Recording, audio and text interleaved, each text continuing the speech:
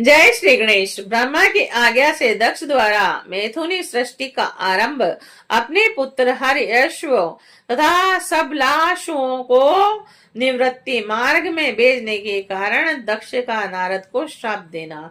नारद जी बोले, हे ब्राह्मण, हे विरहे, हे महाप्राज्ञ, हे वक्ताओं में श्रेष्ठ, दक्ष प्रजापति के घर चले जाने के बाद फिर क्या हुआ, यह सब वृतांत प्रीति पूर्वक कहिए। ब्रह्मा जी बोले, हे नारद, दक्ष प्रजापति ने अपने आश्रम में जाकर प्रसन्नचित्त हो मेरी आज्ञा से बहुत सी मानसी सृष्टि की, किंतु उस प्रजा सृष्टि को बढ़ता हुआ न देखकर दक्ष अपने पिता मुझ ब्रह्मा से कहने लगा। दक्ष बोले, हे तात, हे ब्राह्मण, हे प्रजानाथ, मेरे द्वारा बनाई गई प्रजा बढ़ नहीं रही है और मैंने भली प्रकार से विचार कर देख लिया है कि मैंने जितनी भी सृष्टि की वह उतनी ही है। हे प्रजानाथ, मैं क्या करूं? यह मेरी प्रजा किस प्रकार बढ़ेगी? आप कोई ऐसा उपाय बताइए जिससे प्रजाओं के सृष्टि क्रम का विस्तार करूं। ब्रह्मा जी बोले, हे दक्ष, हे प्रजापति, हे तात, मेरी उत्तम बात सुनिए और उसे कीजिए। हे सुरश्रेष्ठ, भगवान शंकर आपका कल्याण करें। हे प्रजेश पंच जन, प्रजापति की जो असिकनी नामक सुंदर पुत्री है उसे आप पत्नी रूप से ग्रहण कीजिए। और अभी तक आप पत्नी रहित होकर धर्माचरण करते रहे, किंतु इस प्रकार की पत्नी से मैथुन धर्म से प्रवृत्त होकर जब आप सृष्टि करेंगे तब प्रजा बढ़ेगी। ब्रह्मा जी बोले, हे नारद, तब दक्ष प्रजापति ने मैथुन धर्म से प्रजा सृष्टि करने के लिए मेरी आज्ञा से वीरण की कन्या के साथ विवाह किया।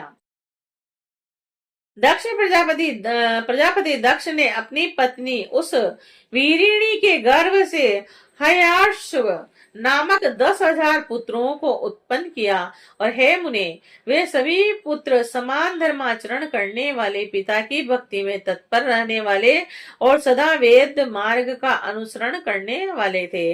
हे तात, वे सभी दक्ष पुत्र अपने पिता की आज्ञा पाकर सृष्टि के उद्देश्य से तपस्या हेतु पश्चिम दिशा की ओर चले गए और वहां पर परम पवित्र नारायण सर नामक तीर्थ है, जहां दिव्य सिंधु नदी तथा समुद्र का संगम होता है। उस तीर्थ के स्पर्श मात्र से उनकी बुद्धि अत्यंत निर्मल हो गई और पाप के दूर होते ही वह सभी परमहंस धर्म में स्थित हो गए। तत्पश्चात दृढ़ चित्त वाले तथा श्रेष्ठ वे दक्ष पुत्र पिता की आज्ञा में बंधे होने के कारण प्रजा वृद्धि के लिए तप करने लगे। हे नारद, सृष्टि संवर्धन हेतु उन्हें घोर तप करते हुए जानकर वे और विष्णु का मनोगत अभिप्राय समझकर आप उनके पास गए और आदर पूर्वक आपने उनसे कहा कि हे दक्ष पुत्र हयशो, तुम लोग पृथ्वी का विस्तार न जानकर सृष्टि क्रम में किस प्रकार प्रवृत्त हो गए हो। ब्रह्मा जी बोले, वे है हरे शुभगण, आपकी कही हुई बात सुनकर सृष्टि के विषय में सावधान होकर मन में विचार करने लगे। जो उत्तम शास्त्र रूपी पिता के निवृत्त प्रवचनों को नहीं जानता वह मात्र गुणों पर ही विश्वास करने वाले सृष्टि का उपक्रम किस प्रकार कर सकता है। वे परम बुद्धिमान दक्ष पुत्र एकाग्र बुद्धि से ऐसा विचार कर देव ऋषि नारद की परिक्रमा करके एवं उन्हें परिणाम कर निवृत्ति मार्ग में प्रायण हो गए। हे नारद, हे मुने, आप शिव के मन हैं और लोक में पर्यटन करते रहते हैं तथा निर्विकार रहकर शिव की चित्तवृत्ति के अनुसार रहते हैं। बहुत काल बीतने पर मेरे पुत्र दक्ष प्रजापति नारद जी के द्वारा अपने पुत्र के नाश को सुनकर बहुत संतप्त हुए और उस समय आपने शोक करते हुए दक्ष से बार बार कहा कि आप अच्छी संतान वाले थे, जो कि आपके पुत्र श्रेष्ठ मार्ग का अनुसरण करते हुए मुक्त हो गए, किंतु वे दक्ष शिव की माया से मोहित हो बार बार शोक करते रहे। तदंतर दक्ष के पास जाकर मैंने उन्हें शांति भाव का उपदेश कर सत्तावना देते हुए कहा, शोक मत करो, देव बड़ा प्रबल होता है। तब दक्ष प्रजापति ने मेरे द्वारा धीरज बंधाए जाने पर पुनः पंचजन की कन्या असिकनी के गर्भ से सब लाक्षव नामक 1000 पुत्रों को उत्पन्न किया, और दृढ़ व्रत वाले वह सब लाक्षव की पिता की आज्ञा से सृष्टि संवर्धन हेतु वहां गए, और जहां उनसे पूर्व उनके भाई गए थे और सिद्ध हो गए थे, वे भी उस तीर्थ के स्पर्श मात्र से सर्वथा निष्पाप तथा शुद्ध अंतकरण वाले हो गए, और उत्तम व्रत में प्रायण होकर ब्रह्मा का जप करते हुए कठिन तप करने लगे।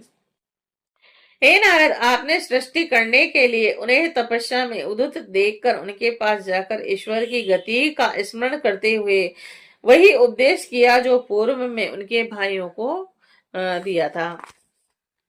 हे मुने, आपका दर्शन निष्फल नहीं होता, इसलिए आपने उनको भी पूर्व के भाइयों के मार्ग का उपदेश किया, जिससे वह भी अपने भाइयों के मार्ग का अनुसरण करते हुए उसी मार्ग पर चले गए। उसी समय दक्ष प्रजापति को अनेक उत्पात दिखाई पड़ने लगे, और वे अपने पुत्रों को आया न देखकर आश्चर्यचकित होकर मन में दुखी हो गए।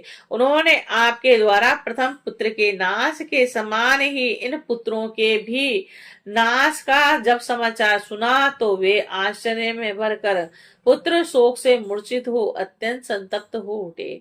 वे दक्ष आप पर कृपित हो गए और कहने लगे कि हे नारद, दुष्ट है।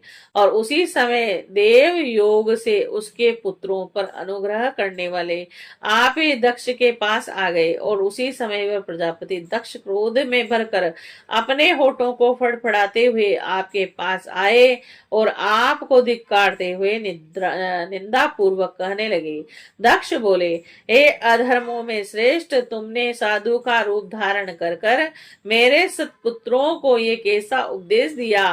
तुमने मेरे इन पुत्रों को इस प्रकार भिक्षुक मार्ग का उपदेश क्यों दिया, और जो उनके लिए कल्याणकारी नहीं था? तुम्हारे जैसे निर्दयी और शट्ट ने देव ऋषि तथा पितुगण से मुक्त हुए बिना ही मेरे पुत्रों को ऐसा उपदेश कर उनके इस लोक तथा परलोक के कल्याण को नष्ट कर दिया।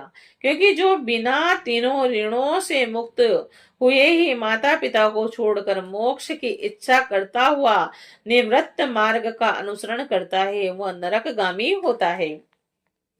तुम निर्दयी अत्यंत निर्लज हो, बालकों को बहकाने वाले तथा यश को नष्ट करने वाले हो। हे मूर्ख, तुम हरि के पार्षदों के बीच में व्यर्थ ही विचरण करते हो। हे अधमाधम, तुमने बार मेरा अहित किया है, इसीलिए लोक में भ्रमण करते हुए तुम्हारा पैर स्थिर न रहे। और इस प्रकार शिव जी की माया से मोहित हुए दक्ष ने ईश्वर की इच्छा को ही नहीं समझा, और सज्जनों के मानने आपको शोक संतप्त होकर श्राप दे दिया। और हे मुने, निर्मल बुद्धि वाले आपने भी दक्ष प्रजापति के इस श्राप को ग्रहण कर लिया। हे ब्रह्म साधु, ऐसा साधु स्वयं इस प्रकार के अपकार को सहन कर लेता है। श्रीमन नारायण नारायण।